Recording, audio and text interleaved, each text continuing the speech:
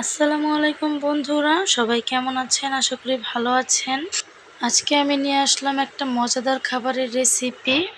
আমার রান্নাটা যদি ভালো লেগে থাকে তাহলে অবশ্যই চ্যানেলটি সাবস্ক্রাইব করে দিবেন, যেন নতুন নতুন ভিডিওগুলো আপনারা সবার আগে দেখতে পান। তাহলে চলুন আমরা রান্না শুরু করি। বসিয়ে দিলাম একটা কড়াই, এর মধ্যে দিয়ে দিয়েছি তেল। এখন দিয়ে দেবো এর মধ্যে পেঁয়াজ কুচি, হালকাভাবে নেড়ে চেড়ে তারপরে এর মধ্যে দিয়ে দেব রসুন কুচি।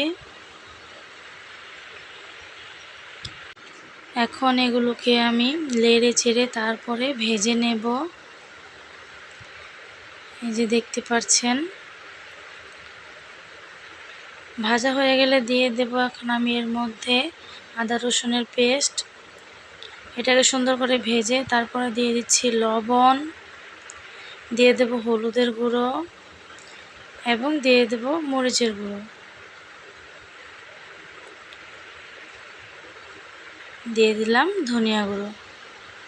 এটা এখন সুন্দর করে আমি ভেজে নেব, হালকা একটু পানি দিয়ে কষিয়ে নেব।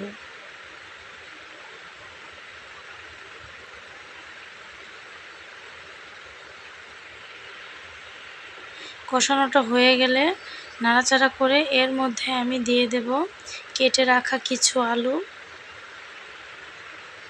এই যে দেখুন, আমি কিউব করে কেটে নিয়েছি।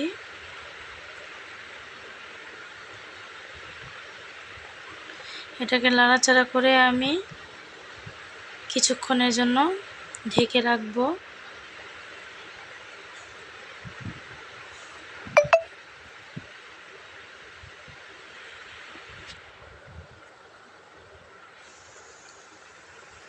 তারপরে দিয়ে দিলাম টমেটো।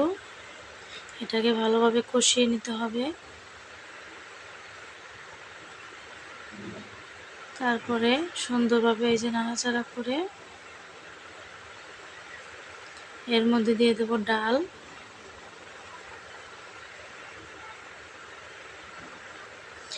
ডালটা নাড়াচাড়া করে ঢেকে রাখবো, কিছুক্ষণ রাখবো কষানোর জন্য। এর মধ্যে দিয়ে দেবো এখন শাক।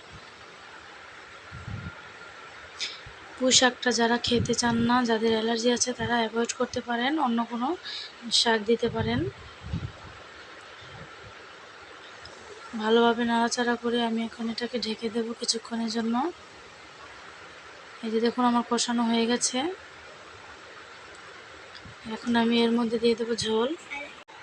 পরিমাণ মতো ঝোল দেওয়া হলে এটাকে সুন্দরভাবে আমি ঢেকে রাখবো কিছুক্ষণের জন্য, যতক্ষণ না পর্যন্ত আমার ডালটা ফুটে যাচ্ছে আর ডালটা ঘন হয়ে যাচ্ছে। এখন আমি এটাকে ঢেকে রাখবো। তো যাদের আমার এই রেসিপিটা ভালো লাগে তারা অবশ্যই সাবস্ক্রাইব করে দেবেন এবং শেয়ার করে দেবেন। তো এখন আমি দিয়ে দিচ্ছি এর মধ্যে কাঁচামরিচটা দিয়ে আমি ঢেকে রাখবো। কিছুক্ষণ পরে আবার ঢাকনাটা খুলে আমি দিয়ে দেবো জিরা গুঁড়ো। এই যে জিরা গুঁড়োটা দিয়ে আমি সুন্দর করে নাড়াচাড়া করে নিলাম। আমার ডাল রান্না হয়ে গেছে, এখন এটাকে আমি নামিয়ে নেব। তারপরে আবার আমি কড়াইটা ধুয়ে বসিয়ে দেব। এর মধ্যে এখন আমি দিয়ে দিলাম তেল এবং দিয়ে দেব এখন কেটে রাখা পটলগুলো আমি সুন্দর করে কেটে নিয়েছি, হলুদ মরিচ দিয়ে মাখিয়ে সুন্দরভাবে আমি এটাকে দিয়ে দিলাম। এই যে দেখুন, এক সাইড হয়ে গেছে। এগুলো আমি আস্তে আস্তে উল্টিয়ে দেব, সবগুলো এভাবে উল্টিয়ে দেব। তো আমার সবগুলো পটল ভাজা হয়ে গেছে। এখন আমি এর মধ্যে দিয়ে দেব পেঁয়াজ কুচিটা হালকাভাবে ভাজা হয়ে গেলে দিয়ে দেব রসুন কুচি। এই যে রসুন কুচি আর কাঁচামরিচ দিয়ে দিলাম। এখন এটাকে সুন্দর করে আমি ভাজা করব।